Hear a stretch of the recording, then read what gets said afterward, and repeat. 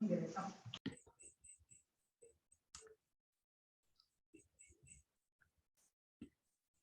Rizal, waktunya sudah jam 19. Apakah bisa dimulai barangkali? Kita mulai, bisa? Bisa. Oke. Baik. Nanti dari pembukaan saya dulu. Oh. Jadi, selamat malam, selamat datang kepada sahabat Rumah Berkat yang boleh bergabung pada malam hari ini pada acara seminar kesehatan pada bulan September di minggu ketiga pada malam hari ini. Dan tentunya juga terima kasih, selamat datang kepada Dr. Rizal, spesialis penyakit dalam ya. Wah, luar biasa. Dan tentunya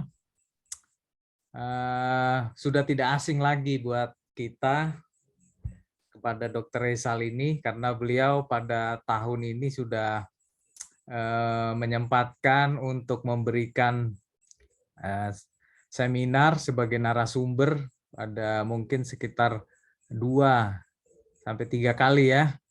Dan tentunya kita sudah banyak mengenal beliau. Tentunya juga sahabat-sahabat Rumah Berkat yang lain juga sudah banyak mengenal. Nah, pada malam hari ini sahabat Rumah Berkat, sesuai dengan judul yang telah dibagikan, yaitu hati-hati menjaga hati. Ya, hati-hati menjaga hati. Terkadang kita merasakan bahwa organ tubuh kita yang satu ini seperti terlewatkan. Artinya kita mungkin merasakan itu terlewatkan oleh karena kita belum banyak tahu apa sih fungsi daripada hati ini, atau bahasa medisnya hepar. Ya, jadi apa fungsi daripada hati ini dan juga kenapa kita harus hati-hati kepada organ yang satu ini. Terkadang organ ini memang sangat sering kali kita lupakan fungsinya, tetapi fungsinya sebetulnya sangat vital juga untuk metabolisme tubuh kita. Namun sebelum kita memulainya, kita akan berdoa dulu untuk sebelumnya, nanti setelah itu baru nanti kita akan mulai. Baik, mohon izin kepada sahabat-sahabat Rumah Berkat, kami akan berdoa menurut agama Kristen Protestan, dan yang sahabat Rumah Berkat yang lain bisa menyesuaikan. Mari kita berdoa. Tuhan Bapa di surga, terima kasih oleh karena penyertaan Tuhan, oleh karena kasih Tuhan yang begitu besar di dalam kehidupan kami. Sehingga pada malam hari ini, kami boleh bersama berkumpul untuk mendengarkan ada satu nasihat yang sangat baik dan sangat penting sekali untuk tubuh kami. Biarlah acara ini kami doakan boleh berjalan dengan baik dari awal hingga akhirnya, dan biarlah kiranya Tuhan akan memberkati segala perangkat dan juga jaringan sehingga acara ini boleh terselenggara berjalan dengan baik. Terima kasih Tuhan, karena doa ini kami persembahkan di dalam nama Yesus, Tuhan dan Juru Selamat kami. Amin. Baik sahabat Rumah Berkat, perlu kami sampaikan juga, silahkan bila ada pertanyaan boleh ditulis di kolom chat atau juga bisa dengan raise hand. Tentunya setelah acara pemaparan yang akan dibawakan oleh Dr. Rizal, spesialis penyakit dalam. Baik, silahkan Dr. Rizal bisa memulai. Baik, suara saya terdengar ya, Dr. Robinson? Jelas terdengar. Ya, baik. Selamat malam. Terima kasih Dr. Robinson untuk perkenalannya dan terima kasih untuk Bapak Ibu yang telah bergabung di malam hari ini, di mana ini merupakan kesempatan saya untuk membawakan seminar ya. Kalau tidak salah sekitar 5 bulan lalu ya, bulan Mei, kita sudah sama-sama belajar terkait organ lambung ya, terkait penyakit pada lambung, kemudian bagaimana tata laksana serta pencegahannya serta bagaimana diet sehat ya bagi penderita asam lambung ya. Nah, di malam hari ini saya tertarik untuk membawakan materi terkait salah satu organ yang mungkin jarang kita kenal dengan baik ya terkait penyakit-penyakitnya. Mungkin selama ini jarang kita tahu bagaimana organ yang satu ini ya, yaitu organ hati. Namun sebelum itu saya coba share dulu, ini tidak dapat di-share ya, host disable. Ini tidak dapat di-share ya, Pak Robinson. Mohon barangkali Mbak Esther atau Mbak Betty bisa bantu co-host. Bisa bantu Dr. Rizal maksudnya. Oh, oke, ini mungkin sudah. Saya coba share dulu. Ini terlihat ya? Ya, sudah. Oke, seperti tadi yang saya katakan, memang organ yang satu ini jarang ya terlewatkan ya dibandingkan dengan organ-organ lain ya. Bahkan juga penyakit-penyakitnya juga mungkin jarang kita kenali dengan baik ya.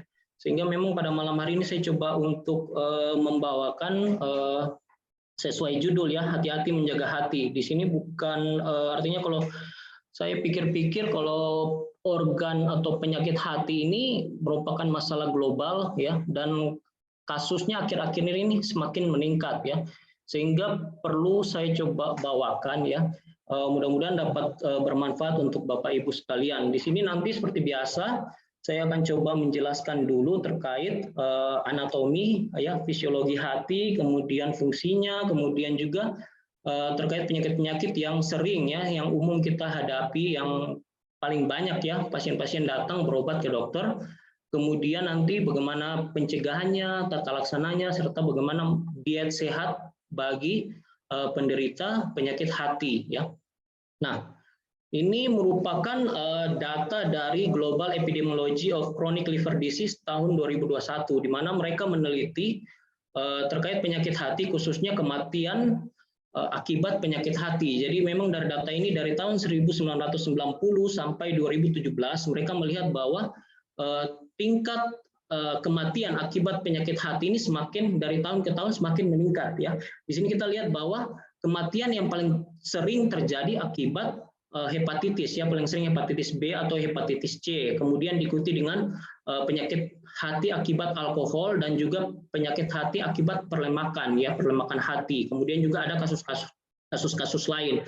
Nah, kebanyakan dari kematian akibat penyakit hati ini lebih disebabkan karena komplikasi ya, komplikasi dari penyakit hati seperti sirosis ataupun keganasan hati. Dan dari data the American Association for the Study of Liver Disease ya tahun 2020 ini mencatat terdapat kurang lebih 2 juta kematian per tahun akibat penyakit hati. Ini merupakan angka yang cukup tinggi dibandingkan dengan penyakit-penyakit lainnya ya. Di mana dari 2 juta ini terdapat ya kurang lebih 1 juta kematian diakibatkan karena komplikasi dari penyakit hati, yaitu sirosis hepatis ya. Jadi tahap lanjut dari penyakit hati. Nanti akan kita pelajari. Kemudian juga sisanya disebabkan karena hepatitis virus dan juga karena keganasan hati ya. Kemudian ini merupakan data ya yang saya ambil di mana kalau kita lihat ya di sebelah kiri ini merupakan 10 besar kematian di Indonesia ya, penyakit di Indonesia, di mana memang kalau kita lihat dari data ini memang penyakit stroke ya lebih mendominasi ya, yaitu sekitar 178 kasus per 100.000 jumlah penduduk dan menempati peringkat 11. Tetapi yang kita lihat di sini yaitu penyakit hati ya, di mana penyakit hati juga cukup tinggi, menempati urutan kelima ya, dengan rata-rata kasus kematian akibat penyakit hati ini yaitu 40 kasus per 100.000 penduduk. Nah, itu cukup tinggi ya, cukup tinggi, dan dia menempati 25 ranking 25 di seluruh dunia. Jadi dari negara-negara yang disurvei, di mana Indonesia ini menempati ranking kematian akibat penyakit hati ini cukup tinggi ya, ranking 25 dari seluruh negara. Kemudian kalau di sebelah kanan ini kita melihat data kematian secara global ya, secara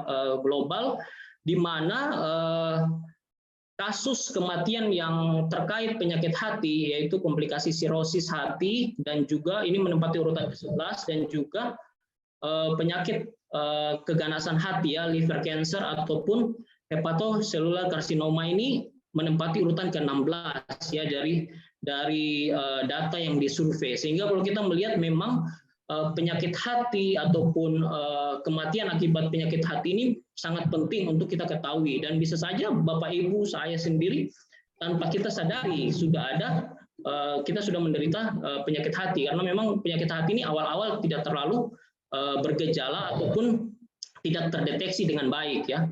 Nah, nggak bisa lanjut ya. Sorry.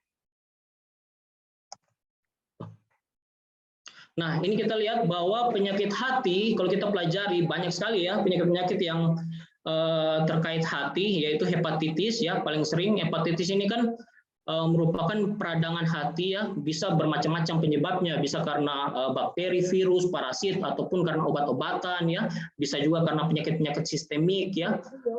Kemudian ada juga sirosis hepatis ya, jadi memang tahap lanjut dari penyakit hati ya. Kemudian ada penyakit hati karena alkoholik ya, penggunaan alkohol yang berlebihan ya, biasanya di negara-negara barat ini sering ya. Kemudian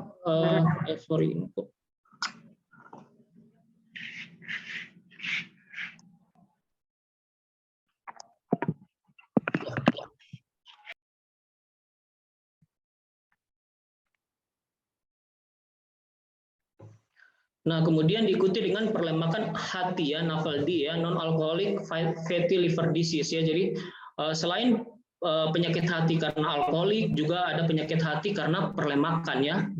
Kemudian juga ini yang paling sering ya, jadi salah satu kasus yang paling sering pasien datang ke kami yaitu kolesistitis atau kolelitiasis, adanya batu pada empedu ya. Kemudian adanya abses hati karena infeksi ya, bisa karena parasit ataupun bakteri. Kemudian penyakit hati karena penggunaan obat yang berlebihan ya, tidak sesuai indikasi. Kemudian juga karena keganasan hati. Kemudian juga terkait autoimun ya, ataupun penyakit-penyakit hati yang belum teridentifikasi ya. Banyak sekali ya penyakit hati itu. Tapi memang malam ini saya tidak akan bahas semuanya. Saya akan bahas yang memang umum ya, yang paling sering kita jumpai di klinik ya, di rumah sakit paling sering. Kemudian dari data WHO tahun 2020 ini dikatakan bahwa kematian akibat penyakit hati di Indonesia ini mencapai 89.583 kasus ya, atau 5,3% dari total kematian ya. Ini cukup tinggi ya. Jadi kalau memang dibandingkan kalau di data semua penyakit-penyakit yang menyebabkan kematian di tahun 2020, maka penyakit hati ini kasusnya cukup tinggi ya, menyebabkan kematian 5,3% ya. Kemudian tingkat kematian adalah 40,2 per 100.000 penduduk Indonesia ya. Seperti tadi sudah dijelaskan bahwa 40 kasus kematian per 100.000 penduduk ya. Jadi kalau dilihat jumlah penduduk Indonesia yang sekitar 270-an juta ya, ini kalau dibagi ya bisa cukup tinggi angka kematian per tahunnya ya. Kemudian ini kita pelajari dulu anatomi dan fungsi hati ya, karena kalau kita belajar terkait penyakit, kita alangkah baiknya kita tahu dulu ya anatomi dan fungsi hati, organ hati ya. Di mana organ hati sendiri ya, ini merupakan organ intestinal terbesar ya. dengan berat 1,2 sampai 1,8 kg, di mana organ hati ini menempati hampir sebagian besar kuadran kanan atas abdomen ya, walaupun memang ada juga yang di sebelah kiri ya, di sebagian perut ya. Kemudian terdapat secara fungsional terdapat dua lobus ya, lobus kanan dan lobus kiri. Kemudian juga kita lihat di sini ada kandung empedu, di mana di sini nanti dihasilkan cairan empedu oleh sel hepatosit yang nantinya cairan empedu ini diekspresikan di usus untuk pencernaan lemak atau kolesterol ya. Dan juga di sini kalau kita pelajari bahwa hati sendiri sebagian besar ya, hampir kurang lebih 60% ya, terdiri atas sel hepatosit ya. Jadi sel hepatosit ini manfaatnya banyak, bisa regenerasi hati, bisa juga untuk sekresi menghasilkan empedu dan lain-lain. Kemudian ada sel epithelial sel, kemudian sel Kupfer sel ya. Jadi ini untuk untuk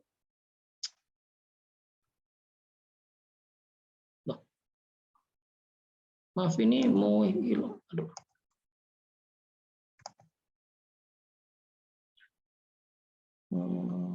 Ini mau hapus gimana ini?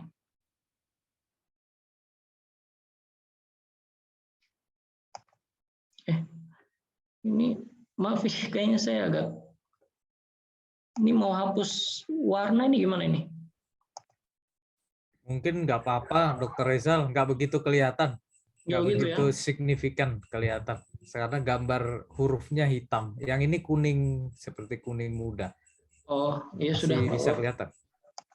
Boleh ya, nggak apa-apa ya, soalnya saya nggak terlalu ini jadi ya. Kita lanjut ya. Jadi memang hati ini mempunyai fungsi yang sangat kompleks ya. Jadi selain secara anatomi kita lihat fungsinya ya, hati ini memegang peranan dalam metabolisme karbohidrat, lemak, kemudian juga protein ya. Dimana kalau karbohidrat ini lebih ke proses, jadi kalau makanan yang masuk itu lebih ke proses penyimpanannya, jadi nantinya jadi glikogen disimpan di hati dan otot, kemudian jadi nantinya kalau diperlukan energi akan dipecah glikogenolisis ya. Kemudian juga ada fungsi seperti metabolisme protein ya untuk asam amino, kemudian juga untuk imunoglobulin ya terkait faktor-faktor pertahanan tubuh, kemudian juga untuk fungsi metabolisme lemak ini terkait fosfolipid, kolesterol ya.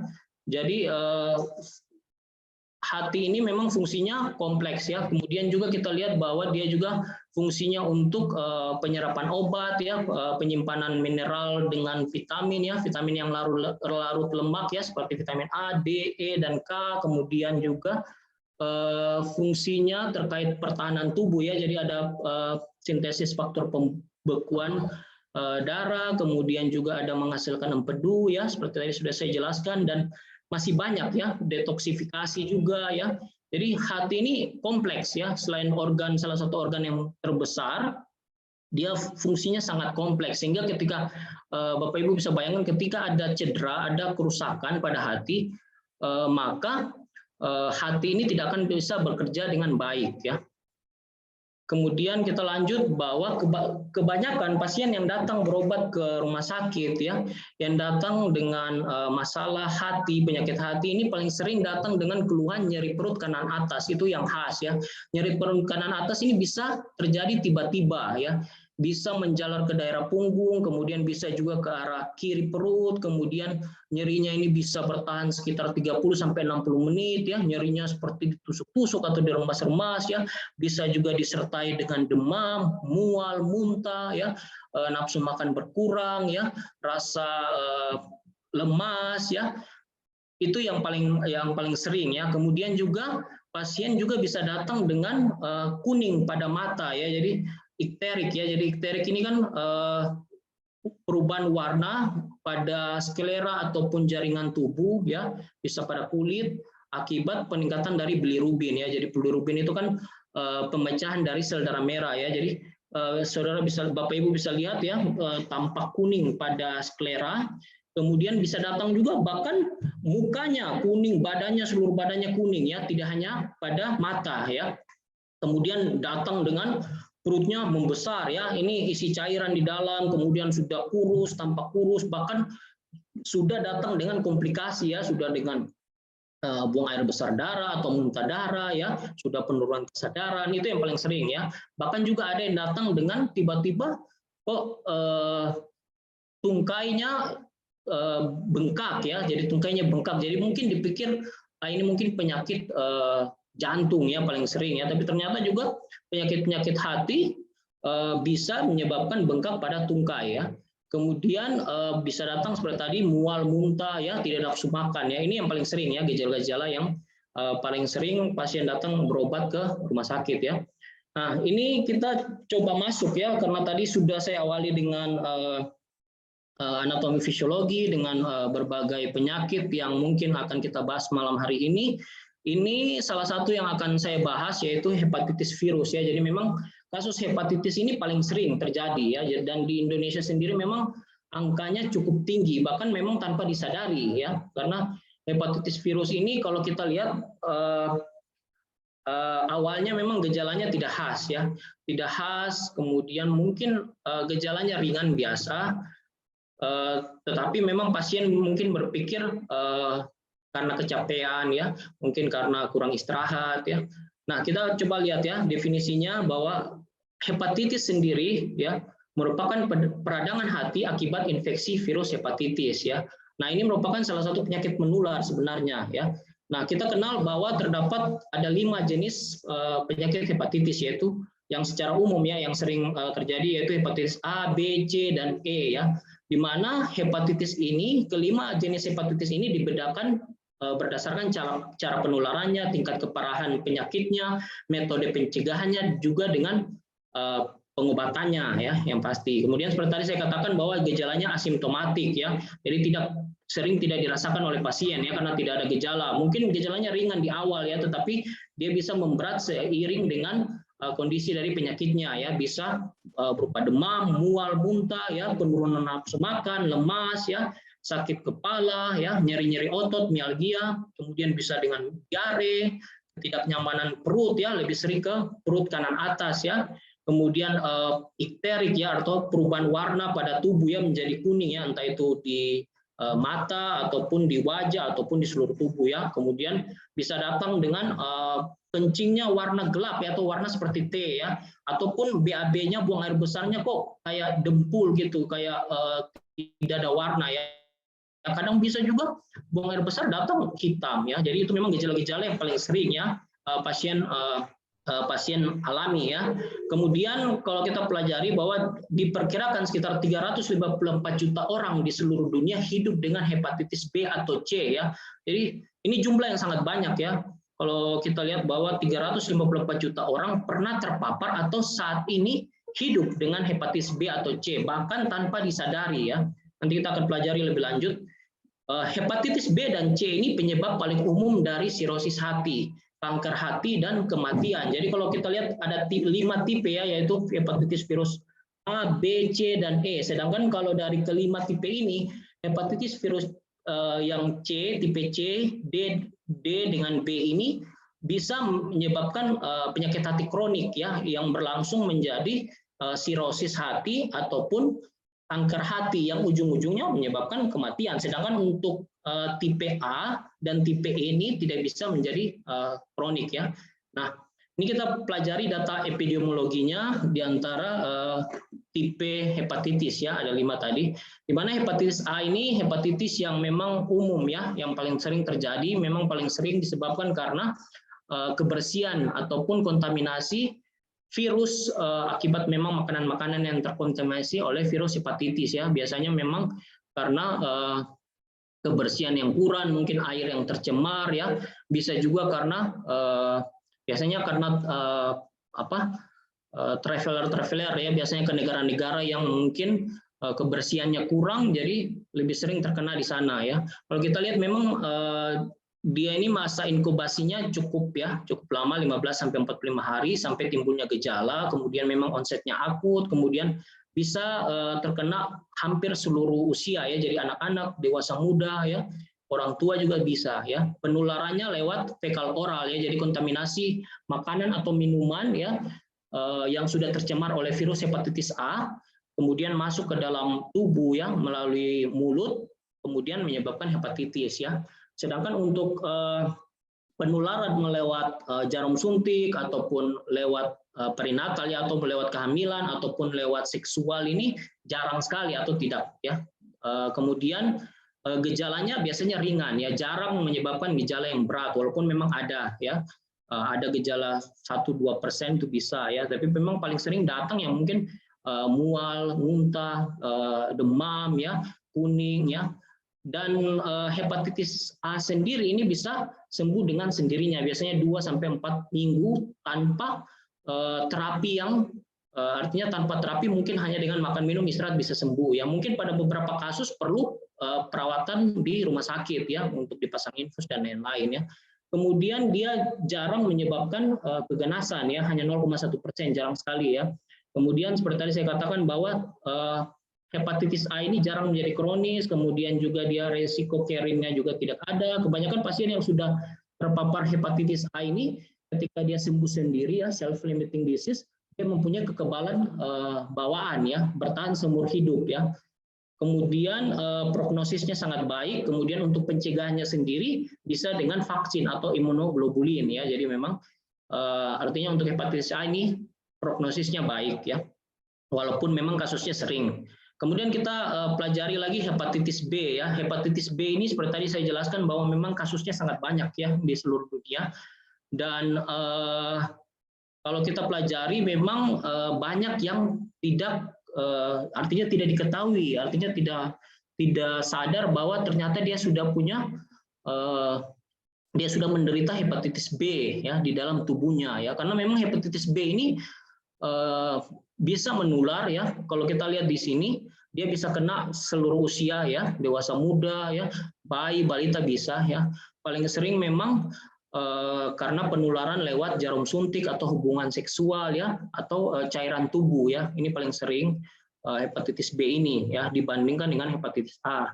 Tetapi memang pada kondisi-kondisi akut ya, jadi ketika pasien terpapar hepatitis B tidak ada gejala di awal-awalnya ya, tanpa disadari, karena memang tubuh sudah sistem pertahanan tubuh ketika terpapar virus hepatitis B ini sudah bisa melawan ya. Nah, dikatakan di sini hanya sekitar 5-10% yang bisa berkembang menjadi kronik ya. Jadi misalnya ketika terpapar hepatitis B, seseorang terpapar hepatitis B tanpa dia sadari ya, bisa jadi dia sudah sembuh sendiri ya, 90% bisa sembuh sendiri.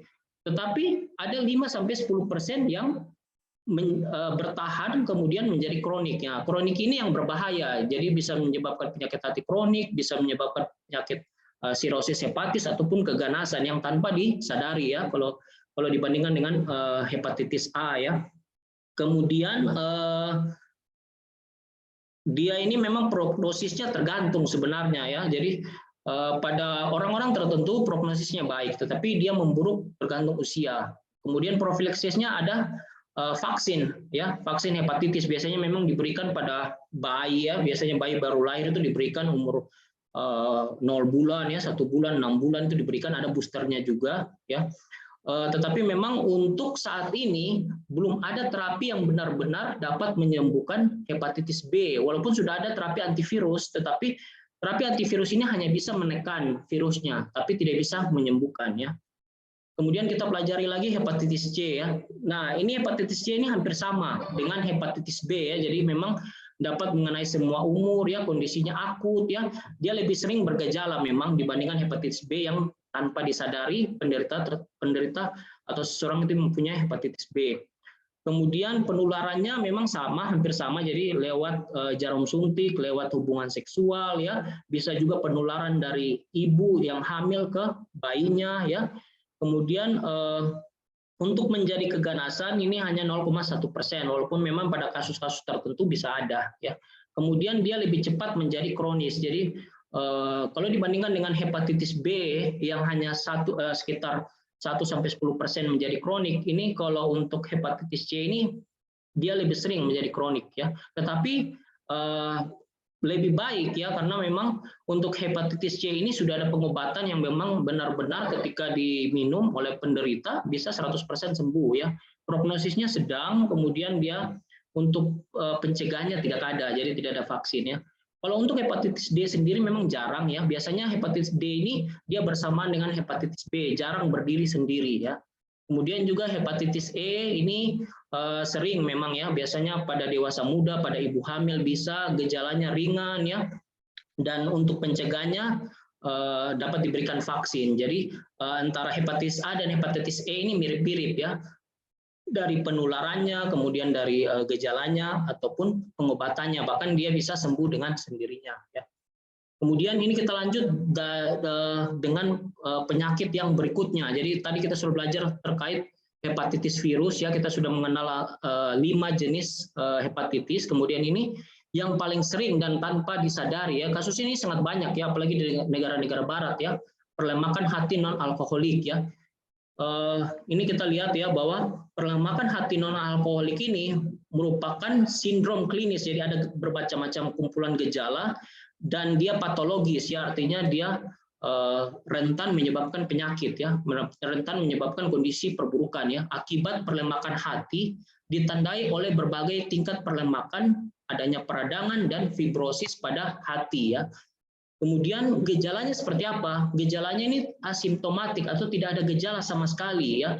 Biasanya pasien ini hanya datang mungkin medical check up ya, mau coba USG gitu. Kemudian ketika diperiksa oleh USG ternyata dia sudah ada perlemakan hati ya, mungkin grade 2, grade 3. Nah, gejalanya memang tidak ada. Mungkin pada orang tertentu, pada kasus-kasus tertentu hanya gejala rasa lemah, rasa mengganjal di perut kanan atas, tapi memang tidak spesifik ya. Sehingga memang tanpa disadari oleh hampir sebagian besar orang bahwa dia menderita perlemakan hati. Memang di negara-negara barat seperti di Eropa atau Amerika ini kasusnya sering karena memang kasus perlemakan hati non alkoholik ini memang terkait dengan kebiasaan hidup ya, pola makan yang obesitas, pola makan yang berlemak-lemak ya, junk food ya, kemudian kurangnya olahraga, aktivitas fisik, kemudian kurangnya istirahat ya. Ini paling sering. Nah, kita akan lihat bahayanya nanti dari penyakit perlemakan hati non alkoholik ini ya. Pertama kita lihat dulu memang untuk pemeriksaan fisik juga sebenarnya tidak spesifik. Kebanyakan perlemakan hati non alkoholik ini paling sering terdapat pada orang yang berat badan lebih ya, overweight atau obesitas ya. Kemudian mungkin diperiksa bisa ada pembesaran dari hati atau hepatomegali ya. Kemudian karakteristiknya ini kita lihat di tabel ya. Sebenarnya memang ada perbandingan antara penyakit hati alkohol yang disebabkan oleh konsumsi alkohol berlebih dengan penyakit perlemakan hati atau NAFLD ya, non alcoholic fatty liver disease ya. Nah, kita lihat di sini memang kalau untuk karakteristiknya, kalau yang alkohol ya pasti konsumsi alkohol, sedangkan untuk yang perlemakan hati non alkoholik ini memang khasnya biasanya pada orang-orang yang berat badannya berlebih atau obesitas, kemudian ada metabolic syndrome ya, ada kelainan metabolic syndrome ya, ada diabetes di situ ya, ada resistensi insulin di situ, ada dislipidemia di situ ya, kelainan kolesterol, kemudian ada tekanan darah tinggi, kemudian juga dipengaruhi oleh genetik ya. Kemudian untuk gejalanya memang kalau untuk yang perlemakan hati non alkoholik ini biasanya memang ringan atau memang tidak ada gejala sehingga pasien memang terkadang orang tidak menyadari bahwa dia terkena penyakit hati non alkoholik. Nah, sedangkan yang kalau untuk penyakit hati karena alkohol, konsumsi alkohol berlebih mungkin gejalanya bervariasi, ada yang lemas ya, ada yang memang berat badannya menurun karena kadang dia nafsu makannya berkurang ya, bisa kadang nyeri juga di daerah kanan hati ya. Kemudian untuk labnya pemeriksaan laboratorium sendiri ya memang mungkin didapatkan peningkatan dari fungsi hati ya, SGOT, SGPT. Begitu juga dengan kalau yang kita lihat dari perlemakan hati yang di sebelah kanan ini, karena dia terkait dengan berbagai macam penyakit ya, terkait sindrom metabolik, dislipidemia atau hipertensi ya pastinya kolesterolnya tinggi ya, gula darahnya terganggu, kemudian juga ada peningkatan dari fungsi hati, artinya hatinya sudah mulai terganggu ataupun memang pada kondisi tertentu seperti fibrosis lanjut, tahap lanjut ini terjadi gangguan pada fungsi-fungsi hati yang lain ya. Kemudian pemeriksaan biopsi ini bisa membedakan sebenarnya apakah dia ini terkait perlemakan hati alkoholik atau non alkoholik ya. Jadi nanti di sini bisa dilihat bahwa kalau yang alkoholik kebanyakan mungkin lebih ke arah peradangan ya, lebih khasnya peradangan, sedangkan yang non alkoholik lebih kebanyakan ke arah perlemakan ya. Nah, ini kita lihat bahwa perlemakan hati non alkoholik sendiri kalau di Indonesia kasusnya ini cukup tinggi ya, sekitar 51,4% ya. Jadi penduduk Indonesia ini banyak yang kalau misalnya diperiksa USG atau fibroscan ternyata mengalami perlemakan hati non alkoholik tanpa disadari ya. Dan ini bisa berbahaya ya, perlemakan hati non alkoholik ini.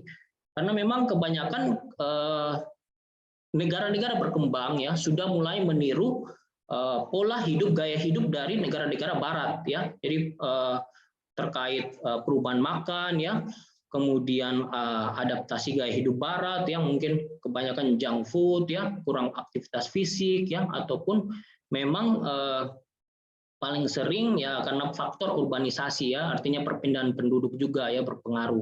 Kemudian memang kasus-kasus dari perlemakan hati non alkoholik ini lebih sering memang terkait dengan kasus obesitas, diabetes tipe 2 ataupun sindrom metabolik. Jadi paling sering ya, jadi pada pasien yang punya berat badan berlebih atau obesitas ataupun mungkin dia terdiagnosis diabetes mellitus, dislipidemia ya atau sindrom metabolik, bisa jadi sudah ada perlemakan hati. Nah, nanti kita lihat bahwa perlemakan hati ini justru sangat berbahaya ya kalau dibiarkan ya. Mungkin sebagian besar kasus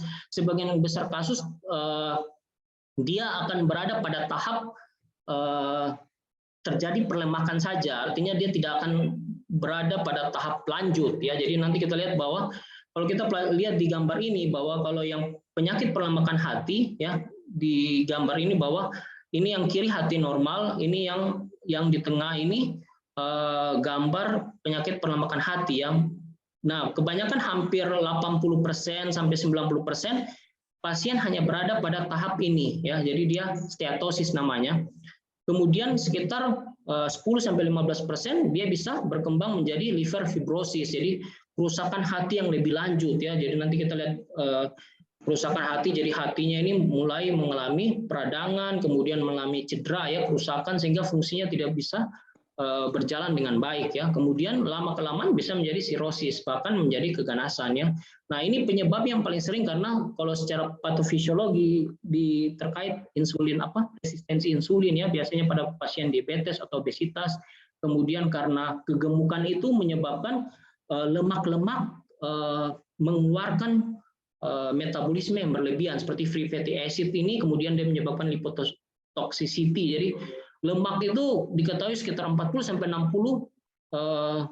jenis ya, artinya dia mengeluarkan hormon-hormon atau zat-zat beracun ke dalam tubuh ya. Jadi ini yang nantinya akan menyebabkan peningkatan stres oksidatif ya, kemudian menyebabkan peradangan, kerusakan jaringan ya, kemudian menyebabkan kematian sel serta fibrosis ya. Ini kita lihat bahwa perlemakan hati ya karena terkait dengan diabetes, kemudian juga terkait dengan penyakit jantung ya.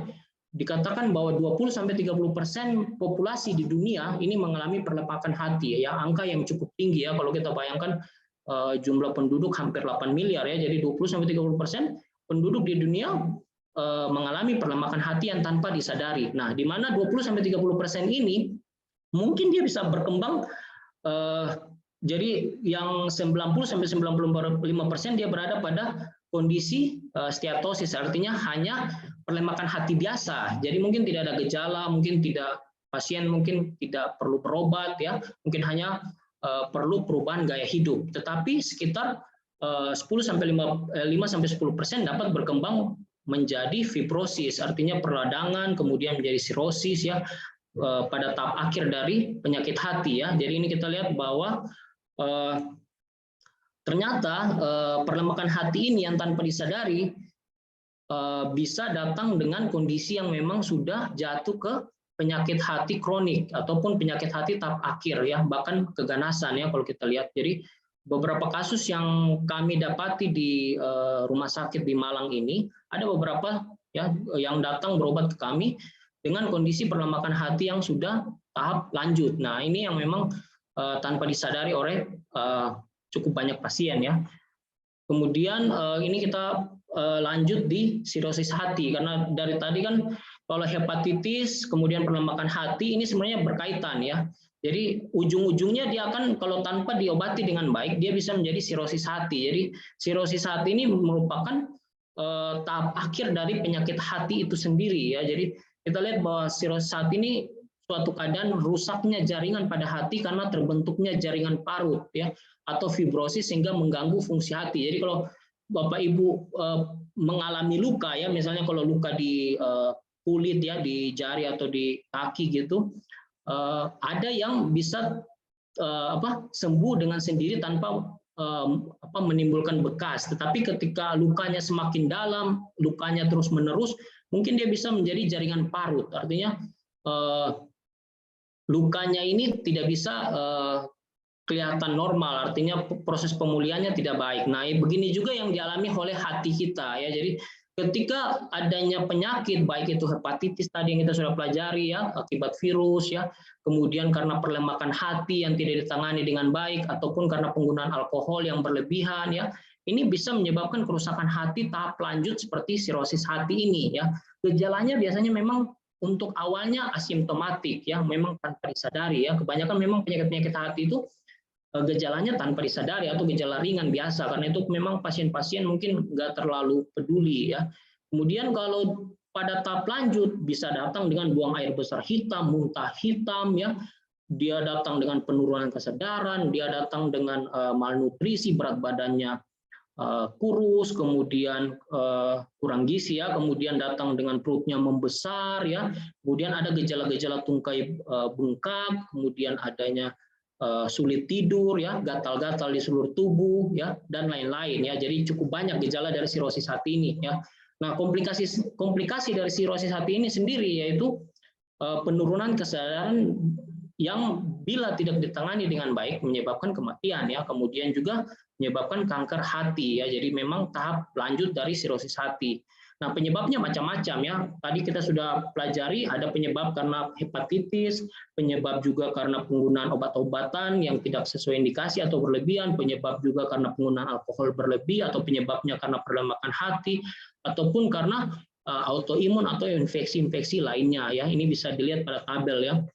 Nah, gejalanya seperti ini ya, gejalanya seperti di gambar ini. Jadi ini merupakan sirosis hati ini seperti saya katakan bahwa merupakan tahap akhir dari penyakit hati ya. Jadi datang dengan telapak tangan kemerahan ya, palmar erythema, kemudian datang juga dengan ini istilahnya kayak sarang laba-laba ya, spider nevi di kadang di badan ya muncul. Kemudian datang juga dengan wajahnya kuning ya, badannya kuning, kemudian matanya kuning ya. Kemudian ini ya di kiri ya, asites dan malnutrisi ya, perutnya membesar seperti ini ya. Ini isi cairan di dalam ya.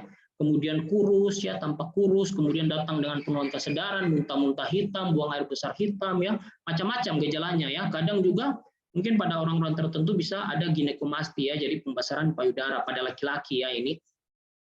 Kemudian ini kita lihat stadiumnya ya, seperti tadi bahwa ini hati normal ya, jadi ini hati normal. Kemudian ini hati yang mengalami perlemakan ya, bisa lihat di gambar ini ya, mengalami perlemakan. Jadi pada pasien-pasien yang mengalami perlemakan hati ataupun pasien-pasien yang mengalami infeksi hepatitis ini bisa berada di tahap ini ya. Jadi ini hati normal kita ya, kita lihat.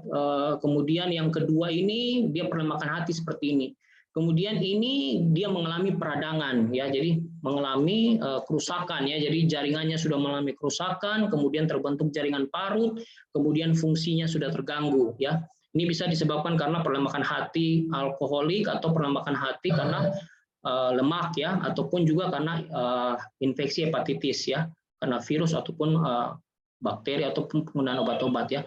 Kemudian ini tahap lanjut dari sirosis hati ya. Jadi lihat ya, bentuknya ini sudah mulai berbeda dari hati normal ataupun hati perlemakan ya. Jadi kalau yang sirosis ini tahap lanjut, dia sudah mulai hatinya mengecil, kemudian sudah mulai tampak nodul-nodul ya, benjolan-benjolan, dia sudah mulai ukurannya sudah mulai berubah, kemudian sudah mengalami perlukaan ya, sehingga memang secara fungsinya sudah sangat terganggu ya. Kemudian nah ini pada kondisi tertentu dari sirosis hati ini bisa berkembang menjadi keganasan ya, atau hepatoselular karsinoma. Nah ini yang cukup tinggi kasusnya di dunia ya, jadi sekitar 2-3% kasus dari secara global.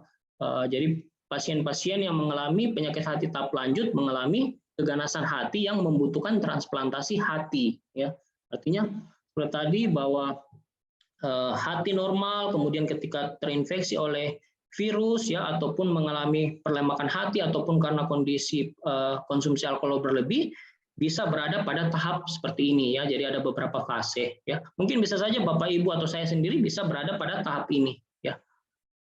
Nah, ini kita lihat gambar biopsinya ya, histopatologi hatinya ya. Nah, ini hati normal ya, ukurannya seperti ini, warna kecoklatan, kemudian ukurannya seperti ini ya. Tampak permukaannya halus, licin ya, kemudian ukurannya juga sesuai ya. Jadi ukurannya kalau nanti diukur bisa sesuai 12 sampai 18 cm gitu ya.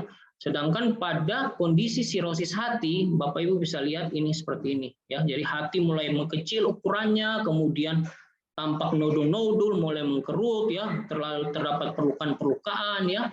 Jadi secara fungsi sudah sangat mengalami gangguan ya. Jadi kita tadi kan pelajari bahwa hati ini punya fungsi yang banyak ya, fungsi metabolisme lemak, karbohidrat dan lain-lain. Sehingga ketika mengalami seperti ini maka secara fungsi sistemik ya tubuh terpengaruhi semua ya. Jadi akan sulit memang penanganannya kalau sudah jatuh ke sirosis hati. Kemudian kita lihat yang sebelah kiri bawah ini perlemakan hati non alkoholik. Jadi perlemakan hati yang bukan karena konsumsi alkohol. Mungkin paling sering karena kebiasaan ya, pola hidup ya. Mungkin pada orang obesitas atau DM ataupun karena konsumsi makanan-makanan junk food ya. Ini paling sering seperti ini ya. Jadi lihat hati ini dipenuhi oleh tumpukan lemak ya. Nah, tumpukan lemak yang seperti ini juga dapat mengganggu fungsi dari hati itu sendiri ya. Jadi Bapak Ibu bisa bayangkan ya kalau hati kita seperti ini ya, antara sirosis atau perlemakan hati ya. Nah, bagaimana diagnosisnya dari ketiga yang tadi saya jelaskan di awal ya, entah itu hepatitis, entah itu perlemakan hati non alkoholik ataupun sirosis hati ya. Tentunya ya pasien-pasien yang datang berobat ke kami ya kita akan periksa dulu ya, anamnesa dulu, gejala klinisnya kita lihat, kemudian kita lihat pemeriksaan fisiknya, kemudian ada pemeriksaan labnya ya, sesuai dengan ke arah mana pasien ini kita curigai ya. Jadi nanti kita akan periksa fungsi hatinya ya, kita akan periksa darah lengkapnya, kita akan periksa profil lipidnya ya, lemaknya, kolesterolnya, kita akan periksa gula darahnya, kita akan mungkin curiga kalau ke arah hepatitis ya kita akan periksa marker-marker ke arah hepatitis. Mungkin kalau curiga ke arah keganasan, kita akan periksa pemeriksaan lab yang mengarah ke arah keganasan. Kemudian juga ada pemeriksaan pencitraan ya atau imaging ya. Jadi pemeriksaan bisa USG abdomen, CT scan, MRI atau video scan. Jadi nanti kita bisa melihat dengan pemeriksaan sederhana ya seperti USG abdomen, kita akan lihat oh ini kemungkinan besar dia mengarah ke perlemakan hati atau mengarah ke arah sirosis ya. Nanti ada gambarnya. Kemudian juga kita bisa lakukan pemeriksaan histopatologi atau biopsi ya seperti ini ya di gambar yang tadi ini ya. Kemudian ini USG abdomen. Jadi paling sering pasien-pasien yang datang mungkin karena tanpa gejala, mungkin hanya mau medical check up ya, suka mau periksa aja. Nantinya akan ketemu ya, ketika di medical check up baru dia sadari oh ternyata dia sudah menderita mungkin ya kelainan hati, penyakit hati kronik ataupun mungkin perlemakan hati ya, bisa ya, mungkin batu empedu bisa ya. Jadi ini kalau kita lihat di kiri atas ini gambar sirosis ya, dari USG bisa kelihatan ya, permukaannya kasar, benjolan-benjolan ya, tepinya kasar ya, kemudian ada kalau kanan atas ini ada batu ya, batu empedu yang di anak panah ini ya, bisa kelihatan ya, walaupun memang tidak ada gejala spesifik ya. Kemudian ada perlemakan hati ya, ini perlemakan hati di kiri bawah, dan juga ini ada berbagai macam gambaran dari yang kanan bawah ini ada sirosis hepatis ya, ada juga ke arah keganasan hati ya.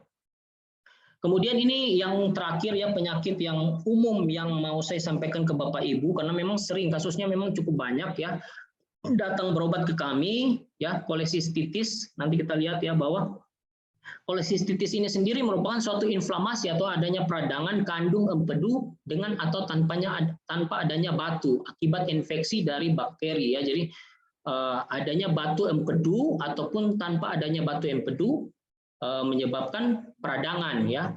Nanti kita pelajari bahwa gejalanya paling sering pasien datang ya, nyeri perut kanan atas mendadak ya, bisa menjalar ke pundak ya, bisa menjalar ke arah kiri ya, bisa nyerinya saat menarik nafas, bisa berlangsung 30-60 menit, disertai demam, menggigil, ya, mual muntah, nafsu makan menurun, kadang juga datang dengan kuning pada badannya atau matanya, kemudian juga tampak kotorannya ini pucat, ya. Nah, kita lihat ya bahwa memang kasus-kasus batu empedu, ya, batu empedu yang menyebabkan infeksi atau peradangan ini paling sering dialami oleh hampir sebagian besar, khususnya orang dewasa, ya. Nanti kita lihat bahwa faktor risikonya serta bagaimana tata laksananya, ya. Nah, ini sebelumnya kita lihat dulu pemeriksaan fisiknya. Biasanya memang kalau diperiksa ya pasien demam, ya, kemudian diperiksa nyeri tekan perut kanan atas, kemudian adanya tanda-tanda peritonitis lokal, ya, jadi dia sistemik, nyerinya sistemik, kadang bisa penurunan kesadaran, ya, kemudian ada kuning, ya, kelihatan, ya. Kemudian diagnosisnya ya pasti dengan pemeriksaan lab, ya. Jadi kalau pasien yang datang ke kami dengan nyeri perut kanan atas yang mendadak, ada demam khas ke arah batu empedu, ada peradangan atau infeksi, ya kita periksakan, ya. Biasanya memang sel darah putihnya meningkat, kemudian fungsi hatinya mengalami gangguan ataupun peningkatan dari bilirubinnya, ya. Ini yang menyebabkan pasien akan tampak warna kuning, ya. Kemudian nanti kita akan periksa selain pemeriksaan lab ada pemeriksaan USG, ya. Jadi kita akan lihat seperti tadi, ya, ini gambar batu. Kalau ini kan yang kanan atas ini gambar batu. Jadi kalau gambar batu empedu bisa di kandung empedu atau di salurannya. Kalau dia menyumbat bisa menyebabkan infeksi atau peradangan, ya. Nah, terapinya gimana? Ya, biasanya kalau pasien datang ya mungkin kita lihat tergantung kondisi, ya. Biasanya kita kasih puasa dulu, ya, supaya metabolisme dari kandung empedu ini bisa berkurang. Kemudian kita berikan anti nyeri, kita berikan antibiotik karena biasanya ada infeksi bakteri di situ. Kemudian pada kasus-kasus tertentu harus dilakukan operasi pengangkatan kandung empedu ataupun nanti dipasang drain, ya, pasang selang untuk aliran dari cairan empedunya, ya, dan lain-lain, ya. Tata laksananya macam-macam. Nah, ini kita lihat, ya, di sebelah kiri ini gambar, ya. Jadi ini kandung empedu, ya, gallbladder. Nah, ini biasanya kalau di kiri bawah ini bisa ada batu, ya. Jadi batu itu mungkin umum tanpa disadari, ya. Faktor risikonya seperti apa, ya? Wanita, paling sering wanita usia 40 tahun, ya. Biasanya obesitas atau gemuk, ya. Biasanya pada pasien-pasien yang suka makan tinggi lemak atau gorengan-gorengan atau tinggi karbohidrat, ya. Minuman-minuman yang manis-manis atau junk food, ya. Jadi ini faktor risikonya. Kemudian bisa juga pada ibu hamil ataupun pada pasien-pasien yang penurunan berat badannya ini cepat sekali, ya, atau drastis. Kemudian pada penyakit infeksi radang pencernaan kronis, bisa juga pada pasien diabetes atau kelainan darah atau penyakit hati kronis, ya. Jadi batu empedu ini bisa terletak di kantong empedunya, bisa di dalam sini, ya, bisa banyak, ya, seperti kalau di kiri bawah ini kita lihat di panahnya ini bisa banyak dia, ya. Bisa dia mengalami penyumbatan di salurannya. Ini menyebabkan peradangan, ya. Kalau kita lihat di gambar, dia bisa di salurannya mengalami penyumbatan sehingga cairan empedu ini tidak bisa keluar dengan baik sehingga mengalami infeksi, ya. Bisa juga dia di percabangan-percabangannya, bisa di percabangan di common bile duct ini, ya, di saluran empedunya, bisa juga di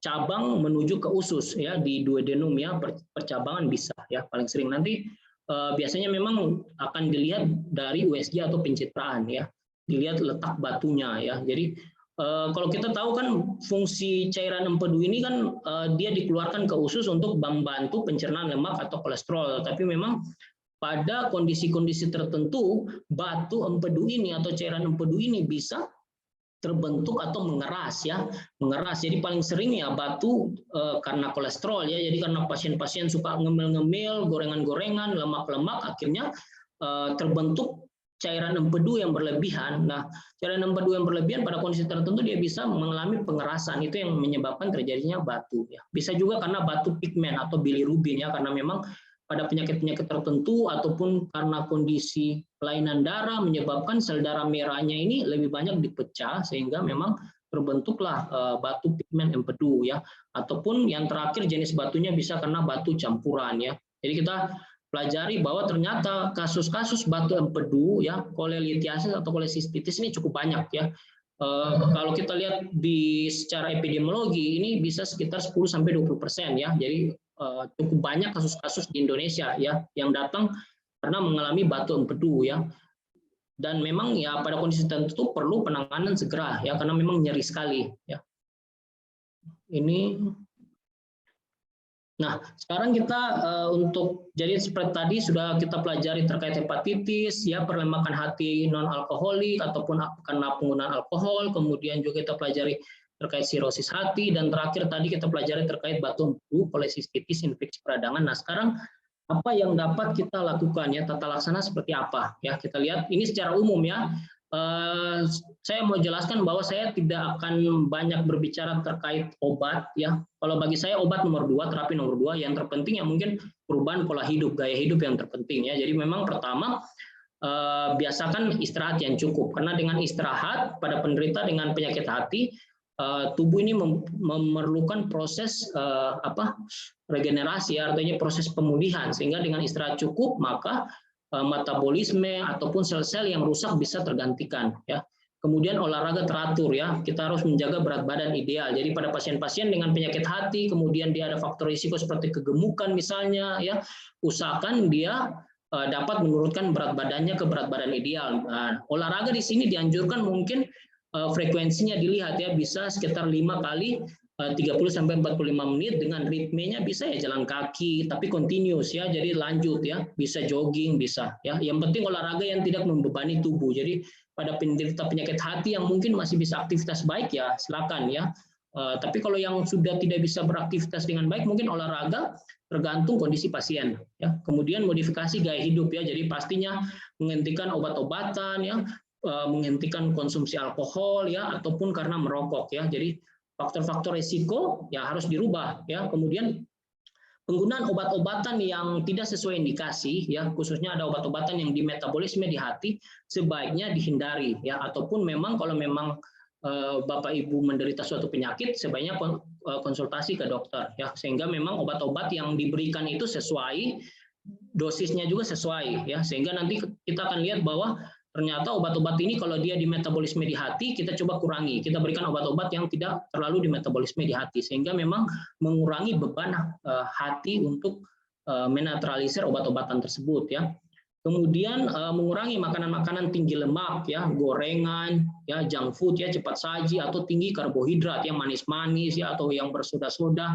Usahakan ya dihindari ya. Seperti tadi, ini kan faktor-faktor risiko dari batu empedu ataupun perlembakan hati non alkoholik ya. Jadi ya gaya hidup yang dirubah. Kemudian ya cuci tangan pakai sabun bila kontak dengan pasien hepatitis. Jadi terkadang ada wabah hepatitis A ya. Wabah hepatitis A itu cepat menular karena kontak ataupun karena konsumsi minuman atau makanan yang tidak higienis ya. Itu bisa ya. Jadi sebaiknya memang perhatikan kebersihan ataupun perhatikan kebersihan atau jaga diri kita sendiri ya. Kemudian lanjutan ini kendalikan stres dan kecemasan ya. Jadi memang pada pasien-pasien yang dengan penderita hati, penyakit hati, sebaiknya usahakan kontrol stres ya, bisa relaksasi, meditasi atau aktivitas yang digemari bisa dilakukan ya. Karena kalau memang sudah menderita penyakit hati ya, karena penyakit hati misalnya penyakit perlembakan hati atau hepatitis, kemudian stres itu justru memperberat ya, memperberat kondisi. Bahkan perlembakan hati yang awalnya normal saja, dia berada pada fase steatosis, itu bisa berlangsung ke fase yang lanjutan ya, berlangsung ke fase yang fibrosis atau inflamasi ya, karena stres ya. Kemudian menghindari faktor risiko penyakit hati. Kemudian juga menghindari faktor risiko penyakit hati ini seperti kalau misalnya pasiennya ada diabetes ya usahakan dikontrol ya, di terapi diabetesnya. Kemudian kalau pasien ada dislipidemia atau kolesterolnya tinggi usahakan diobati ya, artinya ditalaksana ya. Kemudian mengontrol penyakit penyerta dan teratur minum obat antivirus. Seperti tadi saya katakan bahwa kalau untuk hepatitis, misalnya hepatitis B dan hepatitis C memang ada terapinya antivirus, tapi memang perlu teratur dalam minum obat ya. Kemudian perbanyak makan buah dan sayuran ya, khususnya sayuran hijau, kacang-kacangan ya, karena mengandung serat, omega 3 ya, yang penting untuk metabolisme lemak ya, membantu pencernaan proses supaya tidak terjadi penumpukan lemak, kemudian vitamin ya, mineral, antioksidan. Jadi makanlah buah-buahan, sayur-sayuran, kacang-kacangan yang memang sangat bermanfaat untuk tubuh ya.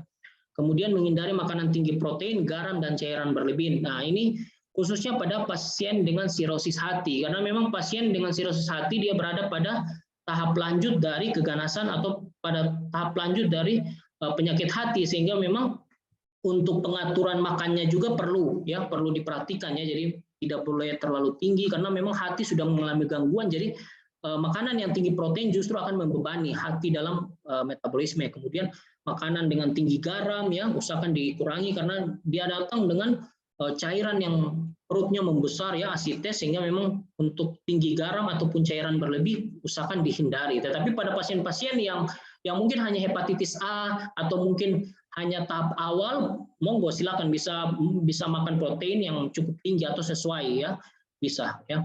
Kemudian berpuasa ya, ini sering saya sampaikan kepada pasien yang saya tangani yang mungkin kita puasa ya, puasa karena untuk mengurangi beban kerja hati dan kandung empedu. Jadi kalau misalnya dia datang dengan hepatitis ataupun karena datang dengan penyakit batu empedu sudah infeksi ya, kita minta untuk puasa terlebih dahulu ya, supaya metabolisme dari hati atau kolesterol dan lain-lain itu berkurang ya.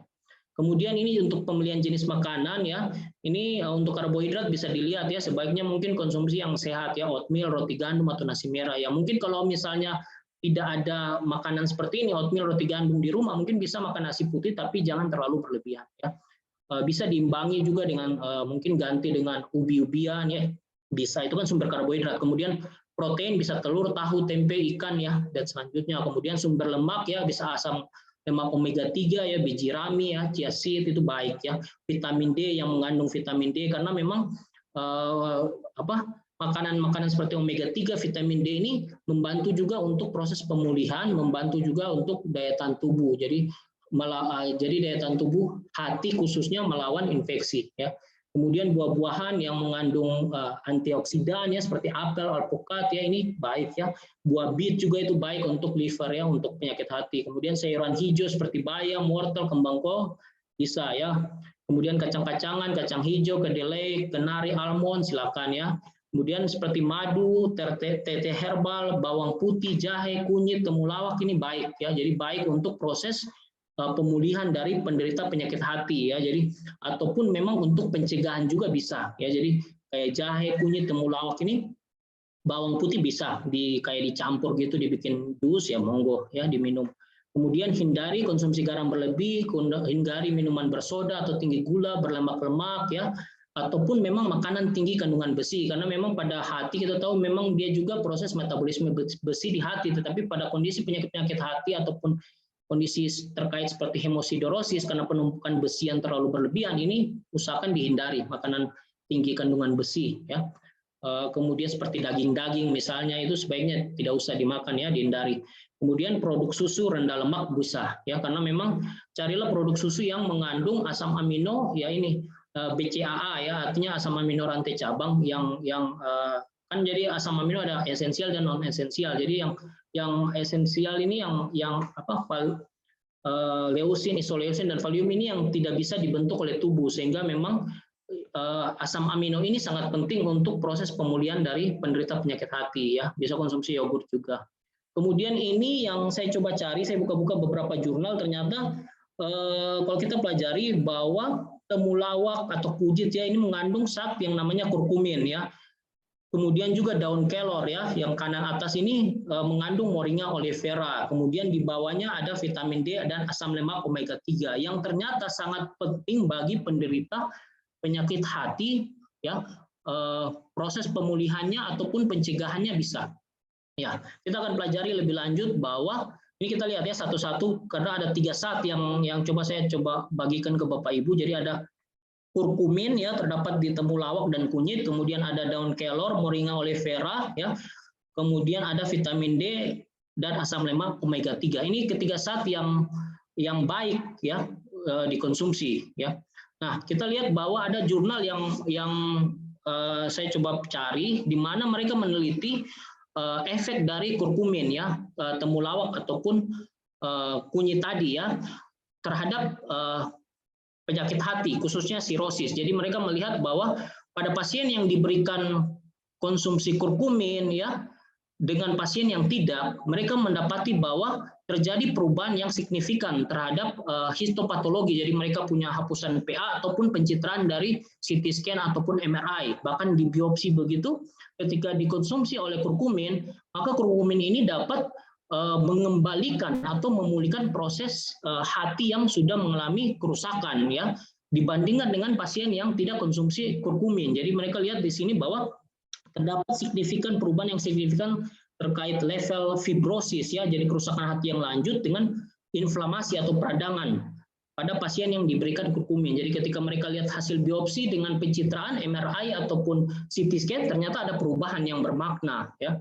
Kemudian kita lanjut lagi, ada jurnal yang mendapatkan bahwa kurkumin ini mempunyai efek untuk mengurangi kerusakan hati lanjut, kemudian mengurangi stres oksidatif, mengurangi fibrosis, dan juga dia dapat menormalkan kembali aktivitas dari metabolisme hati, ya. Jadi kalau seperti tadi saya sampaikan bahwa hati ini sebenarnya mempunyai kemampuan untuk regenerasi. Ketika memang hati mengalami perlukaan, dia bisa memproduksi sel-sel baru untuk menggantikan sel-sel yang lama. Jadi pada kondisi tertentu dia bisa membalikan kondisi tahapan fibrosis atau sirosis itu ke kondisi yang lebih baik. Tetapi memang ketika diteliti, ya, kurkumin ini bisa juga, ya, membantu tahapan dari proses regenerasi hati karena dia mempunyai efek anti-inflamatori, anti-inflamasi, peradangan, ya. Kemudian dia membantu sistem imun, dia membantu ada efek anti kanker, ada juga kardiovaskular proteksi. Jadi hati dan jantung terkait erat, ya. Jadi dia juga bisa membantu efek dari jantung, ya. Jadi ada hepatoproteksinya di situ, yang melindungi hati dari kerusakan ataupun melindungi hati dari zat-zat yang toksik, ya. Kemudian ada juga melindungi saraf, kemudian juga ada efek anti diabetik, ya. Kemudian juga efek antioksidan, ya. Jadi memang untuk kurkumin ini diteliti penting, ya. Dan kurkumin ini sudah cukup lama penggunaannya di bidang kedokteran klinis, ya. Jadi kami juga sering kalau pasien-pasien yang datang dengan penyakit hati kami berikan kurkumin, ya. Atau memang kebanyakan pasien-pasien kenal dengan kurkuma, ya. Terkadang mungkin orang berpikir kurkuma itu bisa untuk penambah nafsu makan, tapi dia lebih spesifik ke perlindungan hati dan lain-lain, ya. Kemudian ini kita lihat juga manfaat dari Moringa oleifera ataupun daun kelor, ya. Dikatakan di sini walaupun memang penelitiannya melalui hewan coba yaitu tikus, ternyata daun kelor ini juga sangat bermanfaat untuk hati, ya. Kita lihat di sini bahwa dia terdapat 3 zat antioksidan, yaitu pevec acid, ya, quercetin, dan gallic acid. Jadi zat-zat ini sangat bermanfaat sebagai antioksidan, melindungi hati dari kerusakan, ya, peradangan. Kemudian dilihat di sini bahwa ternyata dia punya potensi untuk perlemakan hati. Jadi ketika dikonsumsi pada pasien-pasien yang datang dengan perlemakan hati, ya, bisa terjadi perbaikan dari perlemakan hati tersebut, ya. Jadi Moringa oleifera ini bisa juga untuk pencegahan, ya. Jadi bisa melindungi hati. Kemudian juga ternyata diteliti dia punya efek anti fibrogenesis. Jadi anti terjadi fibrosis, ya, ataupun kondisi tahap akhir terjadi kerusakan hati, ya. Jadi dia bisa mencegah supaya hati itu tidak terbentuk jaringan parut, ya. Ternyata diteliti sangat bermanfaat, bahkan dia juga bisa mencegah terjadinya keganasan hati, ya, kalau kita lihat dari jurnal ini, ya. Kemudian juga ini untuk manfaat vitamin D. Nah, diketahui di jurnal ini bahwa vitamin D ini berhubungan erat dengan penyakit hati. Jadi pada pasien yang dengan penyakit hati lanjut ternyata terjadi kekurangan vitamin D. Nah, vitamin D ini sebenarnya fungsinya banyak, ya, khususnya dia membantu dalam sistem imun. Jadi ketika pasien-pasien yang terkena penyakit hati sebaiknya mengkonsumsi vitamin D, ya. Selain bisa untuk mencegah perlemakan hati, dia juga bisa untuk membantu daya tahan tubuh, ya. Jadi ketika diteliti sangat bermanfaat, ya. Kemudian juga ini, ya, ada beberapa jurnal lain terkait vitamin D, efeknya sangat baik, ya. Jadi bisa didapat selain konsumsi suplemen vitamin D, mungkin perlu juga misalnya sinar matahari pagi, ya, bisa, ya, itu bisa didapati. Kemudian ini mungkin saya coba ambil dari sumber-sumber di beberapa jurnal terkait nutrisi pada pasien hati. Jadi memang seperti tadi yang saya jelaskan bahwa memang penyakit hati ini kompleks, ya. Memang tergantung tiap orang berbeda-beda, ya. Dan tetapi yang samanya di sini yaitu ketika penderita hati mau memulihkan atau mau mencegah, sebaiknya ya ini, ya, kalau kita lihat di bagian piramida ini, ya, ya yang paling bawah usahakan lebih banyak ya. Jadi kalau piramida kan di atas semakin kecil, jadi olahraga, kemudian dietnya itu sebaiknya buah-buahan, sayur-sayuran ya, kacang-kacangan ya. Kemudian semakin di atas itu hindari yang kayak junk food ya, garam-garam, daging-daging sebaiknya dihindari ya. Mungkin kalau yang Bapak Ibu masih bisa makan mungkin ya sedikit-sedikit ya, tetapi pada kondisi-kondisi tertentu kayak perlombakan hati, sudah ada gula darah di situ, ada sindrom metabolik, kelainan kolesterol, sebaiknya tidak usah ya. Ini sama juga ya, jadi semakin di bawah semakin banyak harusnya konsumsi yang buah-buahan, sayur-sayuran ya, kacang-kacangan ya, yang sumber vitamin D, sumber lemak tinggi asam lemak omega 3 ataupun vitamin-vitamin yang untuk antioksidan. Ini penting untuk pasien-pasien dengan penderita penyakit hati. Nah, sampai di sini saja yang mungkin materinya, mohon maaf mungkin agak terlalu lama, tetapi mungkin semoga bisa bermanfaat bagi Bapak Ibu sekalian ya. Saya kembalikan, mungkin ada yang mau bertanya, silakan. Baik, terima kasih Dr. Rizal, spesialis penyakit dalam. Pada malam hari ini sudah memberikan satu informasi yang sangat berharga. Kita menyadari bahwa ada satu organ yang sering terlewati, yaitu organ liver kita, yang terkadang kita belum tahu fungsinya secara luas dan juga kita sering lewati, dan ternyata fungsi daripada liver yang ada pada tubuh kita ini mempunyai fungsi yang sangat kompleks dan penting. Nah, untuk itu Bapak Ibu sekalian, ada satu hal kalau kita perhatikan tadi, bahwa salah satu fungsi daripada liver ini adalah detox, ya, detox.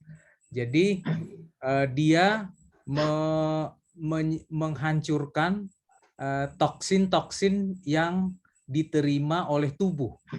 Nah, pada kesempatan ini juga Rumah Berkat mempunyai program Juice Detox Program. Jadi artinya dengan program meminum jus ini akan membantu membersihkan organ liver ini yang mana di waktu yang lalu misalnya sudah terpenuhi oleh toksin-toksin, racun-racun dari makanan yang kita makan, dan ini bisa dibersihkan oleh program detox yang tentunya Rumah Berkat mempunyai satu program yang bisa dihubungi di nomor telepon di nomor WA 0895 6069 45116 yang seperti tertera di background. Dan sebelum nanti kita akan masuk di sesi pertanyaan, ada satu pesan-pesan. Silahkan Peti.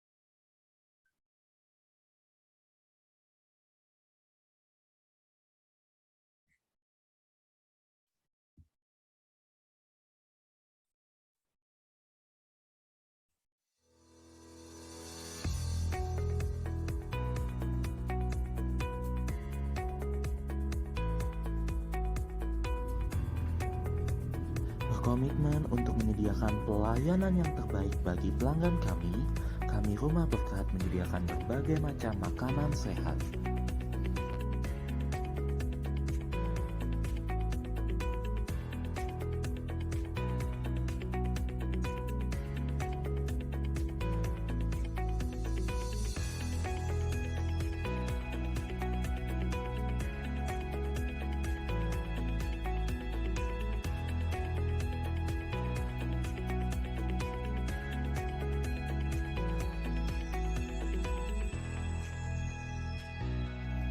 Seluruh produk-produk kami adalah produk plant-based yang terbuat 100% dari tumbuh-tumbuhan.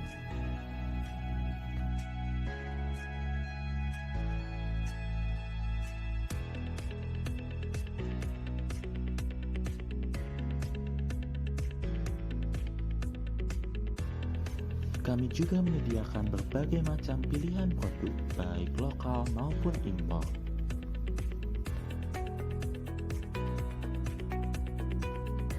Seluruh produk kami dapat dipastikan halal.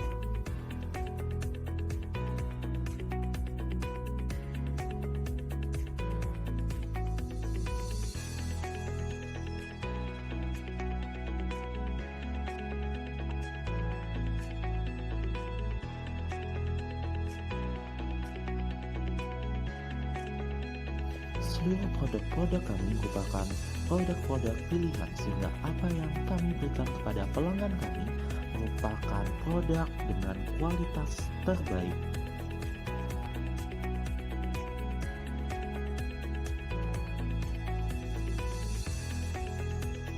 Demikianlah sedikit pengenalan mengenai Rumah Berkat.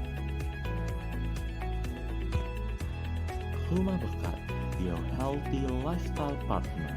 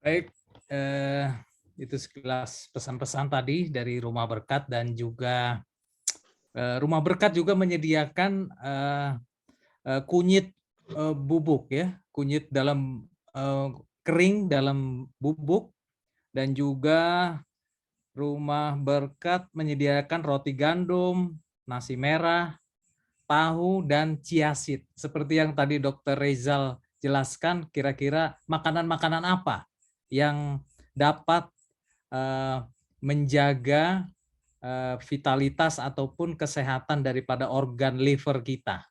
Salah satunya adalah makanan yang tadi, kurkuma, roti gandum, nasi merah, tahu, dan chiaseed. Ya, itu tersedia di Rumah Berkat. Baik, kita lanjut saat ini ke pertanyaan.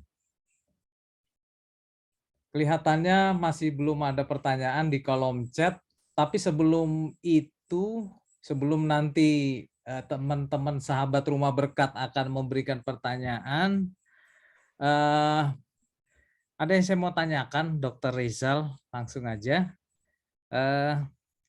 Tadi disebutkan daun kelor ya, daun kelor itu bisa membantu merecovery bila liver kita ada gangguan. Nah, bagaimana dengan biji daun kelor? Ya, biji daun kelor. Itu apakah kira-kira bisa manfaatnya seperti daun kelor?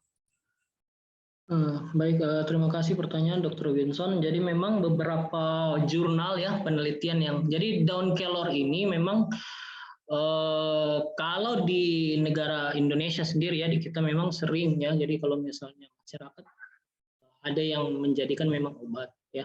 Dia ada yang konsumsi daunnya ya. Walaupun memang penelitiannya ya penelitian yang saya baca di jurnal-jurnal ya kebanyakan memang menggunakan daun ya menggunakan daun kelor. Kalau untuk bijinya saya belum dapati ya Pak Robinson.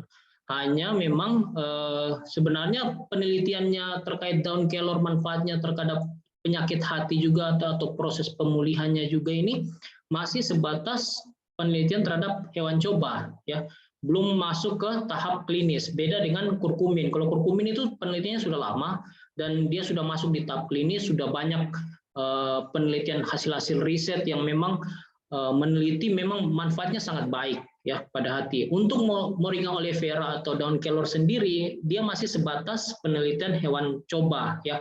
Tetapi memang banyak juga ya yang sudah menjadikan sebagai obat herbal ya. Jadi seperti tadi ada di gambar itu daun kelor, kemudian ada yang sudah sediaan dalam bentuk kapsul ya. Sudah dalam bentuk kapsul, ada yang juga sediaan dalam bentuk serbuk. Nah, untuk bijinya sendiri ketika saya baca-baca saya belum dapat. Kebanyakan mereka penelitiannya menggunakan daun kelornya ya. Karena memang terkandung zat-zat seperti tadi ada antioksidan ya, ada quercetin dan lain-lain gitu. Tapi untuk bijinya jujur saya belum dapati ya. Tetapi begini ya, yang perlu diketahui oleh Bapak Ibu kayak kurkumin ataupun daun kelor ataupun kayak buah-buahan ya, chiaseed ataupun sayur-sayuran yang kita makan itu semua membantu ya, membantu untuk melindungi hati kita, membantu untuk proses pemulihan ya, membantu mencegah terhadap penyakit ya karena dia juga bersifat hepatoproteksi ataupun juga merangsang antibodi. Tetapi perlu diketahui bukan berarti jadi begini, ketika Bapak Ibu menderita penyakit hati ya misalnya sudah terdiagnosis hepatitis B atau C ataupun sirosis ya sebaiknya mungkin perlu dulu konsultasi karena terkadang memang walaupun efeknya baik ya kayak daun kelor atau kurkumin tetapi memang penggunaannya juga tidak boleh berlebihan ya, tidak boleh terlalu berlebihan dan memang ada indikasi juga sebenarnya ya. Dan penderita, jadi kan tiap orang itu punya metabolisme berbeda-beda. Mungkin pada si A, pada orang A, ketika dia konsumsi moringa, ketika dia mengalami penyakit hati ya, dia konsumsi moringa, daun kelor atau kurkumin ya, mungkin baik buat dia. Tetapi mungkin pada orang yang lain belum tentu, karena memang berbeda-beda ya kondisi atau fungsi tubuh tiap orang berbeda-beda. Sehingga memang ada juga penelitian yang saya dapati bahwa konsumsi seperti kurkumin berlebihan juga tidak baik ya, ada efek sampingnya ya, karena itu memang perlu juga hati-hati ya, perlu juga hati-hati untuk konsumsi. Mungkin hanya itu yang bisa saya jawab ya, Dr. Vincent. Baik, terima kasih Dr. Rizal atas jawaban pertanyaannya.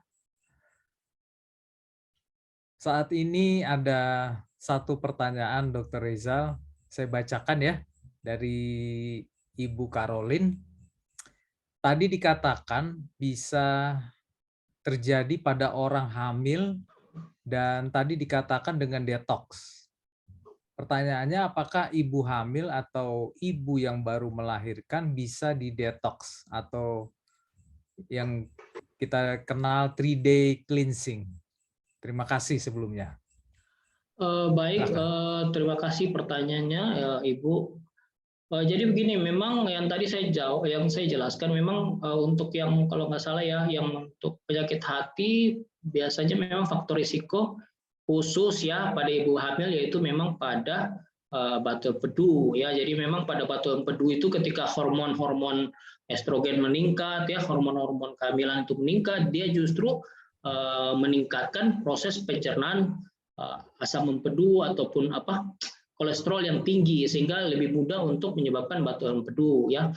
Tapi memang ibu hamil juga bisa menderita penyakit hati yang lain ya, misalnya kayak hepatitis B ya, kemudian menderita sirosis, ada kan namanya kardiak sirosis ya, pada ibu hamil juga bisa ya, sirosis terkait penyakit jantung atau sirosis terkait penyakit sistemik yang lain bisa ya. Tapi memang pertama untuk detox seperti ini ya, kalau ini pemahaman saya ya, jujur saya belum terlalu pelajari terkait detox, mungkin yang di Rumah Berkat mungkin bisa yang menjawab. Tapi kalau selama ini kami ketika menemukan penyakit hati pada pasien hamil ya, pertama kita lihat dulu kondisinya ya, kondisi kegawatannya, apakah dia ada bergejala atau tidak, apakah sudah butuh pengobatan atau tidak ya. Tetapi kalau memang dia tidak ada gejala, kondisinya baik, hasil pemeriksaan labnya baik ya, mungkin kita bisa anjurkan ya, hindari makanan-makanan yang mungkin tinggi lemak, kurangi garam-garam, atau ya faktor-faktor risiko yang tadi. Mungkin dengan gaya hidup, mungkin konsumsi kayak jus ya, mungkin bisa detox, bisa ya, bisa. Tetapi kita lihat tergantung kondisi dari pasien. Jadi kalau misalnya ibu hamil sudah datang, misalnya dia kalau kondisinya berat, bergejala dan lain-lain, mungkin ya detox ditunda dulu. Kita tangani dulu pengobatan dari kami ya, dari dokter kami tangani dulu ya, karena kan ibu hamil ini bukan hanya kami tangani ibunya, tetapi kan kita perhatikan bayinya juga ya, sehingga memang untuk pasien penderita penyakit hati dengan kehamilan ya, kita lihat kondisinya juga ya, apakah memang gejalanya berat, ringan, sedang ya, apakah sudah perlu penanganan awal ataupun hanya mungkin perlu perubahan pola hidup ya, mungkin bisa jus-jus, bisa detox, monggo ya. Tetapi untuk saya menjawab detox yang secara yang mungkin biasanya di Rumah Berkat dilakukan, ya mungkin bisa saja ya, bisa dilakukan ya. Saya belum terlalu pelajari, tapi bisa ya. Kalau saya rasa itu baik, kan itu detox kan membantu juga, dia tidak terlalu mengganggu proses kehamilan. Tetapi pada ibu hamil yang ditakutkan begini, biasanya ibu hamil itu pada trimester awal ya, jadi 3 bulan pertama itu kan dia sering muntah-muntah ya, hiperemesis gravidarum namanya, ataupun memang gejala-gejala memang tidak nafsu makan dan lain-lain ya. Mungkin terkadang, nah kita juga harus hati-hati karena terkadang minuman-minuman ya atau jus-jus yang merangsang dia muntah ya, ataupun merangsang dia tidak nafsu makan, sebaiknya dihindari ya. Ditakutkan kalau dia lebih muntah-muntah terus dimasukkan obat-obatan yang detox, ya mungkin justru akan lebih memperberat. Tapi ya saya tidak ya, intinya kalau selama ibu hamilnya itu kondisinya baik, tidak terlalu bergejala, walaupun dia menderita penyakit hati, ya silakan ya, tidak ada masalah. Karena detox itu kan memang istilahnya ya terdiri dari buah-buahan, ada sayuran-sayuran di situ ya. Jadi saya rasa bisa ya, tapi terlihat kondisinya dulu. Mungkin itu yang bisa saya jawab ya. Baik, terima kasih Dr. Rizal, mudah-mudahan bisa membantu menjelaskan ya Ibu Caroline.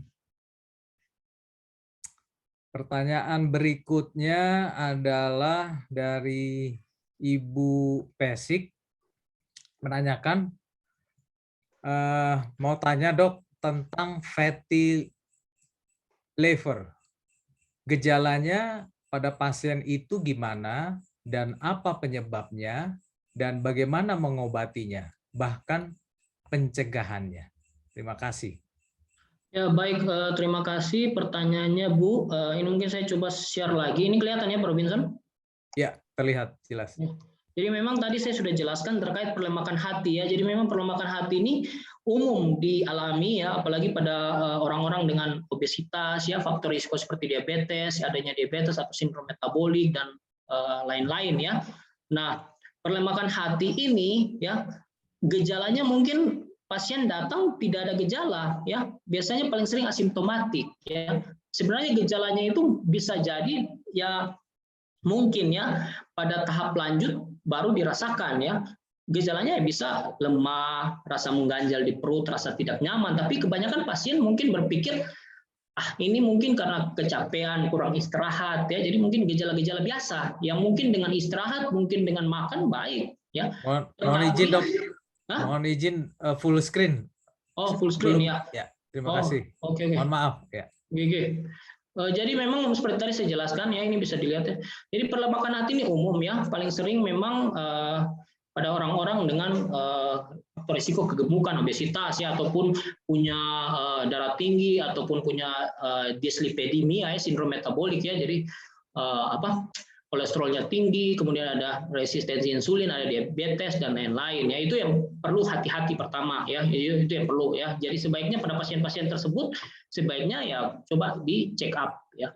Nah, seperti tadi saya katakan, jelaskan bahwa gejala penyakit hati, perlemakan hati yang bukan disebabkan karena alkohol, ini paling sering memang gejalanya tidak bergejala atau asimptomatik ya. Karena memang tanpa disadari, biasanya perlemakan hati ini ditemukan saat pasien melakukan USG, itu baru ditemukan karena mungkin gejalanya pada kondisi tergantung tahap ya. Jadi dia kalau kondisi yang sudah berlanjut mungkin mulai rasa lemah, rasa mengganjal, rasa mual-mual bisa dialami, tapi terkadang pasien itu tidak berpikir bahwa dia menderita penyakit hati, perlemakan hati. Mungkin dia berpikir mungkin karena kecapean, kelelahan ya, atau mungkin kurang makan dan lain-lain, ataupun mungkin karena ada penyakit lain, tapi tidak menyadari bahwa dia mengalami perlemakan hati ya. Sehingga memang paling banyak orang tanpa disadari ya sebenarnya perlemakan hati ini. Nah, yang berbahayanya perlemakan hati ini bila tidak ditangani dengan baik, justru dia akan berada pada tahap lanjutan ya. Jadi kalau kita lihat di gambar ini ya, nah, jadi kebanyakan ketika ini kan hati normal ya, bisa lihat ya, ini hati normal, kemudian ini pasien yang mengalami perlemakan hati. Mungkin pasien yang mengalami perlemakan hati dia hanya berada pada tahap ini ya. Jadi sekitar 90% pasien dengan perlemakan hati hanya berada pada tahap ini. Mungkin dia bisa grade 1, grade 2, grade 3, hatinya mengalami perlemakan, tetapi fungsi hati sudah mulai terganggu.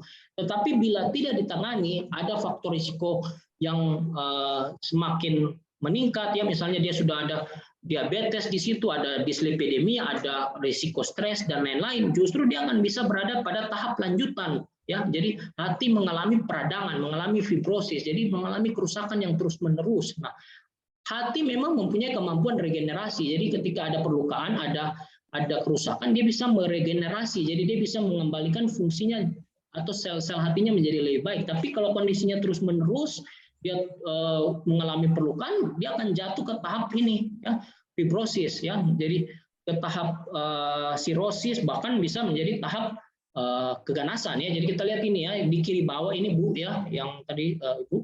Jadi perlemakan hati model kayak gini ya. Jadi diumpamakan hati itu normalnya seperti kiri di atas, tetapi karena dia mengalami perlemakan, jadi hatinya ini dipenuhi oleh tumpukan lemak. Jadi jaringan-jaringan sehat itu berfungsinya sudah nggak terlalu baik karena justru lemak ini yang lebih dominan. Nah, lama-kelamaan kalau lemaknya ini dibiarkan terus ya, tidak ditangani, faktor risikonya tidak ditangani, maka dia bisa jatuh ke proses lanjutan, bahkan bisa jadi sirosis hati yang sebelah kiri bawah. Nah, sekarang pertanyaannya, gimana tata laksananya, pencegahannya? Nah, pencegahannya ya berarti memang tetap harus tangani faktor penyebabnya, risikonya. Jadi kalau misalnya pada obesitas ya, orang gemuk ya, mungkin usahakan dia kurangi berat badan ya, olahraga ya, hindari makan makanan yang berlemak, tinggi karbohidrat, gorengan-gorengan ya.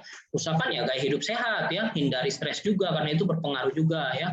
Kemudian ketika dia mempunyai penyakit hati, dia mempunyai penyakit misalnya diabetes, ataupun mempunyai kolesterol tinggi, ataupun mempunyai darah tinggi ya, sebaiknya faktor-faktor atau penyakit-penyakit penyerta itu harus ditangani dengan baik, sehingga memang ya diobati, minum obat ya. Kalau misalnya dia punya gula darah tinggi sekali ya diobati ya, kemudian usahakan terkontrol dengan baik ya.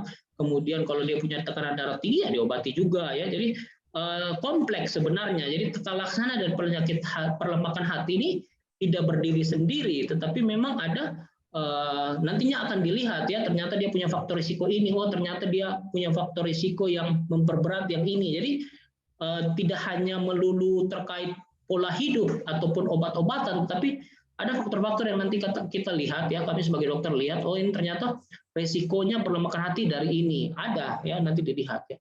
Sehingga tata laksananya itu secara komprehensif ya, tidak berdiri sendiri, karena perlemakan hati ini ya jujur banyak sekali ya, bahkan di Indonesia ini bisa 51%. Jadi bayangkan kalau 51% penduduk Indonesia berarti hampir setengahnya ya, hampir setengahnya apa? Bisa setengahnya penduduk Indonesia ternyata mempunyai perlemakan hati yang tanpa disadari, karena memang ya karena tidak ada gejala, tetapi ketika dibiarkan ya, kalau kita lihat di sini bisa sekitar 5-10% dia akan berjalan di tahap lanjut yang itu menyebabkan kerusakan hati yang lebih berat, bahkan menjadi sirosis atau keganasan ya. Mungkin seperti itu Dr. Robinson yang bisa saya jawab ya. Mudah-mudahan bisa terjawab ya Bu pertanyaannya. Baik, terima kasih Dr. Reza. Terima kasih Bu Pesik atas pertanyaannya. Mudah-mudahan bisa membantu menjelaskan. Baik, mungkin masih ada pertanyaan, masih ya, ada kesempatan. Silakan mungkin mau sharing, mungkin pernah menderita penyakit hati, hepatitis itu kan paling sering. Hepatitis terkadang juga hepatitis A atau E itu ya mungkin tanpa terdiagnosis dengan baik, tanpa disadari, karena memang gejalanya umum ya, artinya mungkin mirip-mirip dengan penyakit lain ya, terkadang hanya lemas-lemas biasa, mual-mual, tapi tanpa disadari bisa jadi ya, tapi memang dia bisa sembuh dengan sendirinya ya. Mungkin mau share juga mungkin ada saudara yang hepatitis B atau C, karena itu memang lebih berat ya, ataupun mungkin sudah tahap lanjut sirosis ya, karena kami di Malang itu penyakit hati ini masuk 10 besar penyakit ya. Jadi banyak sekali pasien-pasien datang berobat ke kami itu dengan hepatitis, terdiagnosis hepatitis B, terdiagnosis dengan keganasan hati, bahkan itu tanpa disadari, datang-datang sudah gejalanya sudah berat ya, sudah berat. Jadi ya memang terlambat ya, penanganannya juga akan terlambat dan memang prognosisnya akan lebih jelek dibandingkan dengan ya yang datang disadari oleh awal ya. Tetapi memang ya seperti itu ya, terkadang kami kan ya, saya juga sendiri terkadang tidak terlalu aware ya, itu yang hati-hati. Ya silakan, mungkin ada yang mau bertanya ya. Tapi kalau terkait patah hati ya bukan saya punya kemampuan ya. Kalau sakit hati, penyakit hati monggo, tapi kalau patah hati ya mohon maaf. Silakan. Baik. Kalau ada, masih ada, mungkin mau sharing ya.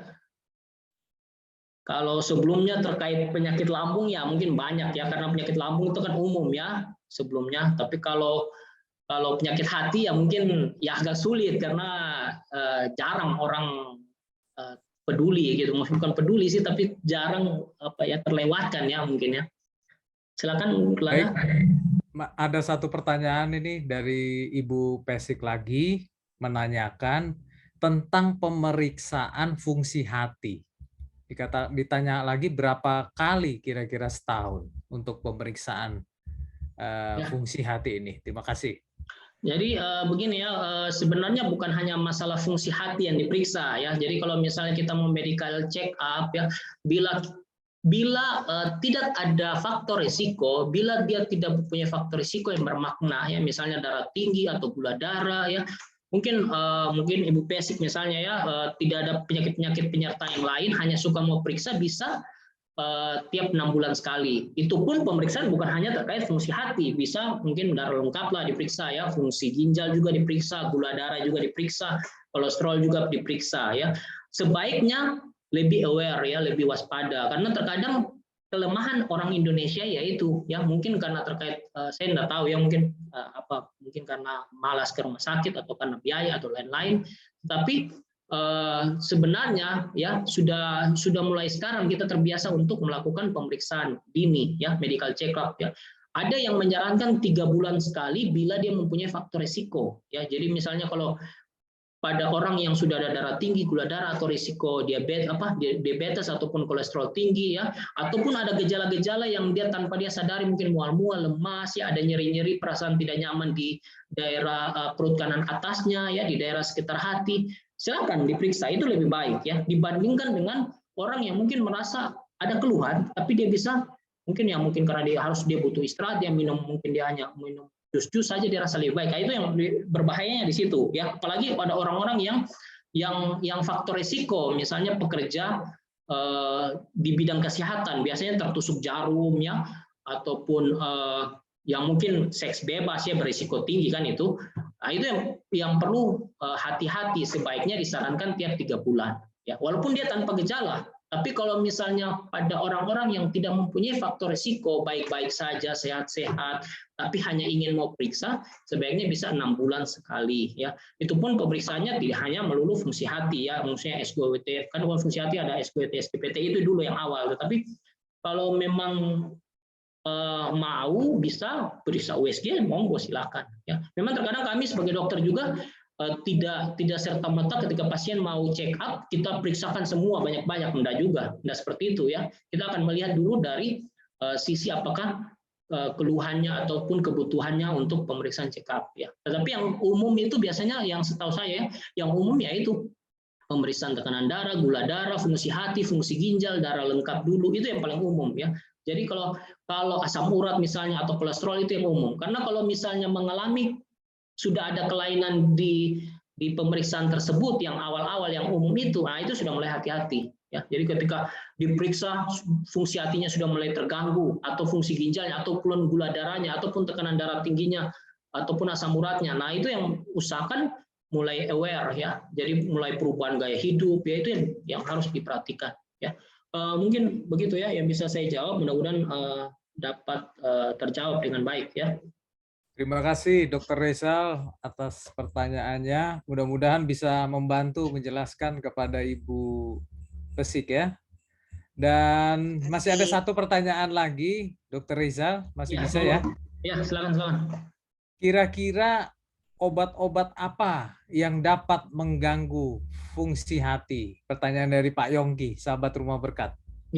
Baik, terima kasih Pak. Jadi begini ya, obat-obatan itu pertama perlu diketahui ya, ada yang di metabolisme di hati, ada yang tidak di metabolisme di hati. Jadi obat-obatan itu ketika dikonsumsi ada yang melalui ginjal ya, ada yang melalui hati ya. Tapi hati ini perlu diketahui karena fungsinya kompleks ya. Salah satunya yaitu tadi ya, dia bisa detoksifikasi racun-racun, kemudian obat-obatan juga di metabolisme di situ. Jadi terkadang obat-obatan yang kami berikan, yang dokter berikan, memang ada yang memang efek samping ke hati, ada yang tidak ya. Bahkan ada yang memang walaupun dia sakit hati ya, dia menderita penyakit hati, tetapi obat ini sangat diperlukan untuk dia, dosisnya mungkin yang kita kurangi. Nah, obat-obatnya itu banyak ya, macam-macam, tetapi yang mungkin umum yang paling sering Bapak Ibu atau orang awam sering beri ya, kayak paracetamol ya, obat-obatan anti nyeri biasa ya, asam mefenamat, obat-obatan antibiotik ya, kayak amoksisilin dan lain-lain ya. Itu kan terkadang bisa beli bebas ya, bisa dijual bebas. Tetapi kalau dikonsumsi tidak sesuai anjuran, mungkin paracetamol bisa, ketika orang demam bisa minum 1-2 obat silakan. Tetapi ketika dikonsumsi terus-menerus tidak sesuai anjuran ya, nah itu berbahaya. Bahkan pada orang-orang tertentu ya, ada kan orang-orang punya metabolismenya itu berbeda, ada yang dia sensitif sekali. Jadi walaupun dia dengan minum obat, misalnya obat paracetamol atau amoksisilin ataupun obat-obat anti nyeri yang lain ya, yang umum dibeli ya, dia minum mungkin hanya 1-2 obat dia minum, tetapi karena dia metabolismenya atau dia sensitif terhadap hatinya, justru bisa mengalami kelainan ya. Jadi tidak semua sama ya. Bahkan ada orang yang dia beli obat bebas ya, dia tidak tahu efeknya, tetapi bagi dia fine-fine aja, baik-baik saja. Tetapi bagi orang tertentu ketika dia konsumsi obat yang mungkin aman, dia bisa mengalami kelainan hati, bisa ya. Karena itu memang bermacam-macam, dan obat-obatnya itu banyak sebenarnya. Jadi obat-obatan yang biasanya kami dokter berikan itu memang banyak juga yang di metabolisme di hati, tetapi Karena obat-obatan dokter itu dia kan sudah ada dosisnya, ya, sudah ada dosisnya, sudah ada efek samping, sudah ada petunjuknya, sehingga itu aman. Jadi itu baiknya seperti itu karena sudah diteliti, ya, sehingga ketika dosis yang diberikan sesuai, ya, dengan mungkin penyakit yang diderita atau keluhan yang dialami, itu nggak akan berefek karena memang penelitian-penelitian terkait obat-obatan yang berefek ke hati itu sudah sangat maju sekali, sehingga memang untuk penggunaannya juga dibatasi. Ada obat-obatan yang memang harus dengan resep dokter, sehingga memang tidak bisa sembarang orang beli sehingga menyebabkan kerusakan hati, ya. Jadi seperti itu, ya. Bahkan sebenarnya bukan hanya obat, ya, banyak, ya. Jadi banyak kayak ini, ya, penyakit-penyakit seperti sepsis, ya, jadi penyakit yang berat, ya, multi organ. Bahkan yang terbaru ini kan penyakit hati hepatitis akut misterius, ya, itu kan yang lagi viral itu, ya. Jadi penyakit hati misterius, ya, memang dia hepatitisnya di luar tipe A, B, C, D, E, tetapi dia ternyata disebabkan oleh virus ataupun ada agen-agen tertentu yang menyebabkan kerusakan hati. Ya, jadi memang penyakit hati ini bisa bermacam-macam, tidak hanya obat, tapi agen-agen tertentu bisa penyakit, bisa karena virus, bisa karena parasit, bisa karena infeksi bakteri, bisa karena zat-zat tertentu, bisa karena penyakit sistemik dan lain-lain, bisa, ya. Karena itu mungkin, ya, sebagai anjuran, ya, untuk Bapak Ibu mungkin bisa minum obat, tetapi bisa beli di warung, bisa, ya. Tetapi kan itu ada anjurannya, sebaiknya sesuai anjuran, ya, dan tidak boleh beli bebas, ya, begitu. Ya, itu yang mungkin bisa saya jawab.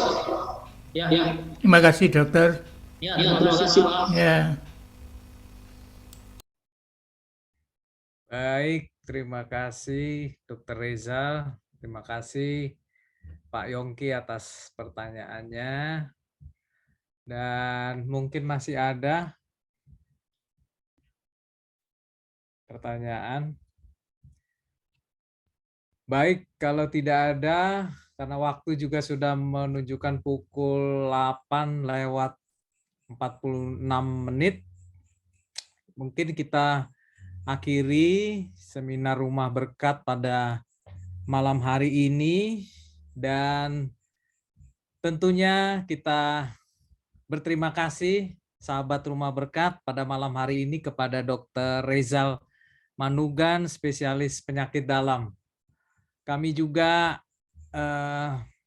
mengucapkan seluruh sahabat Rumah Berkat mengucapkan selamat kepada Dr. Rezal Manugan karena pada pagi hari tadi di wisuda sebagai dokter spesialis penyakit dalam atas pendidikannya selama ini di Fakultas Kedokteran Universitas Brawijaya Malang. Terima kasih, selamat Dr. Rezal.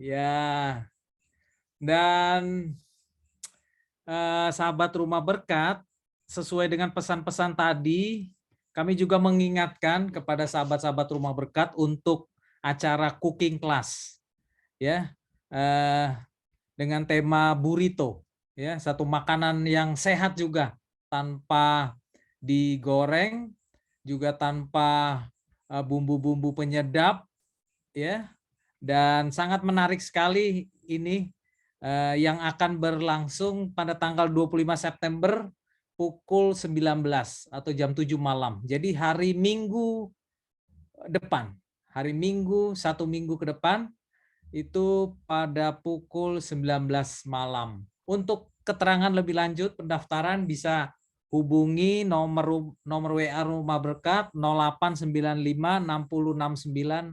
45116. Baik, itu yang mungkin bisa kita sampaikan. Ada sedikit lagi untuk nanti bulan Oktober untuk seminar Rumah Berkat akan di-share judulnya pada waktu yang akan datang. Baik, pada malam hari ini kita telah melaksanakan seminar Rumah Berkat. Sekali lagi kami mengucapkan terima kasih di tengah-tengah kesibukan Dr. Rezal boleh menyempatkan kepada kami semua sahabat Rumah Berkat bagaimana mencegah dan juga kira-kira apa yang bisa membuat liver atau hati kita itu menjadi rusak. Baik, terima kasih Dr. Reza. Ya, terima kasih semuanya. Terima kasih Dr. Benson. Semoga bermanfaat ilmunya. Amin. Salam Terima sehat. kasih. Ya, Terima kasih. saya izin live ya. Terima Ya, kasih. terima kasih.